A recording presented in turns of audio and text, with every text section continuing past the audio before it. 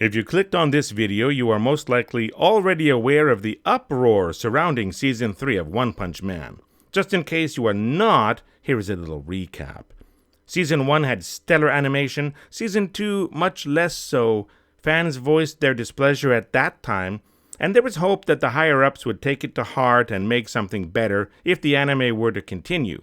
It took 6 years, but Season 3 finally came out, and the animation was arguably even less satisfying than that of Season 2.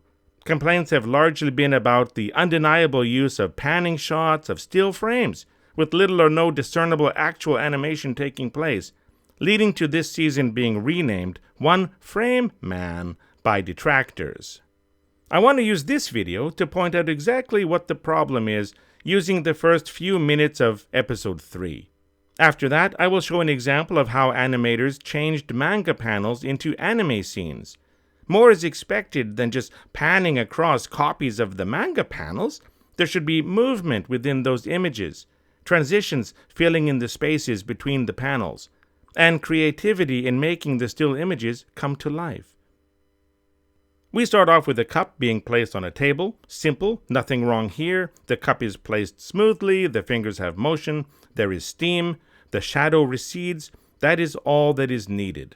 The same goes for the second cup. A little animation of the onlooker might be nice, a shift in posture, maybe some eye tracking following the man off screen, but no real complaints yet.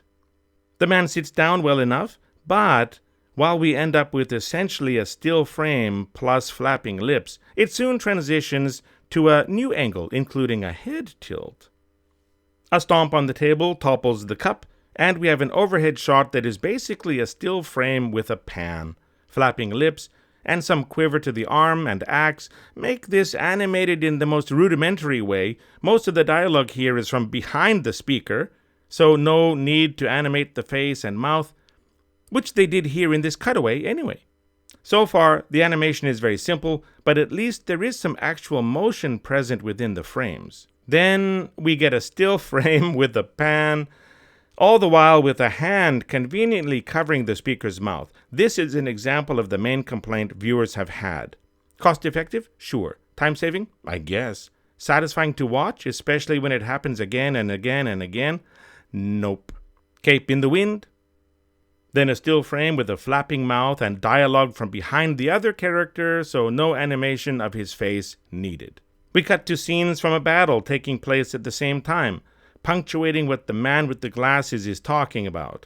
Overall, it's not bad, unless you compare it to the level of action portrayed in Season 1. But that is not fair and not necessary. The same shots are repeated multiple times, including a pan that doesn't continue linearly through the geography of the scene, but just resets to its geographic starting point each time, if you look at the reads on the left. While I understand that some reuse of assets is common in anime, the examples here are egregious.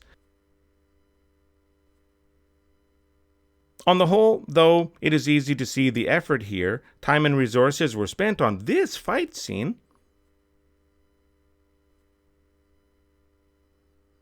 Back to some flapping lips and still frames, not even a pan. Can we at least get some eye blinks? Then an actual mouthless still frame. And a panning still frame.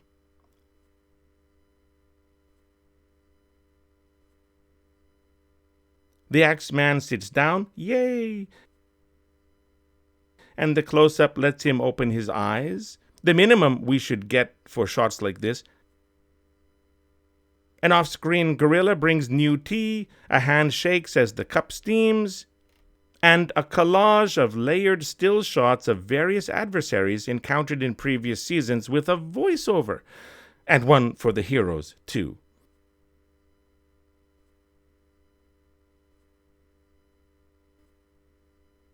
A black screen transitions to another panning still frame, with a second still frame fading in the background. Then a recycled shot we saw earlier, dialogue delivered from this guy's motionless back to a motionless listener, not even flapping lips or eye blinks, again, then a still mouthless close-up. and a barely animated reaction shot, and finally a pan of the motionless cityscape. Could at least the clouds move or something? That was about 4.5 minutes of the episode.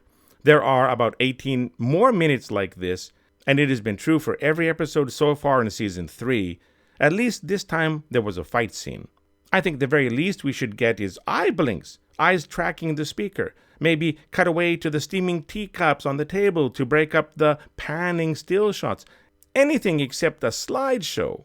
To be clear, I'm not blaming the animators, the director, or the studio. I'm just pointing out the obvious problems apparent with this season's visual presentation of the story. It doesn't have to look like season 1, but it should be better than this. The plot is there, the humor is there, the characters and voice acting and music are all there, but animation is a visual medium and the visuals are not there. I promised to show an example of changing manga frames into animated visuals, and I will keep that promise by using Bocchi the Rock.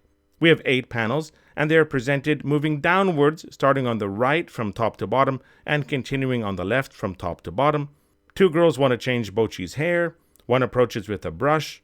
She adjusts Bocchi's bangs. Bocchi, being extremely shy, can't handle the sudden exposure of her forehead.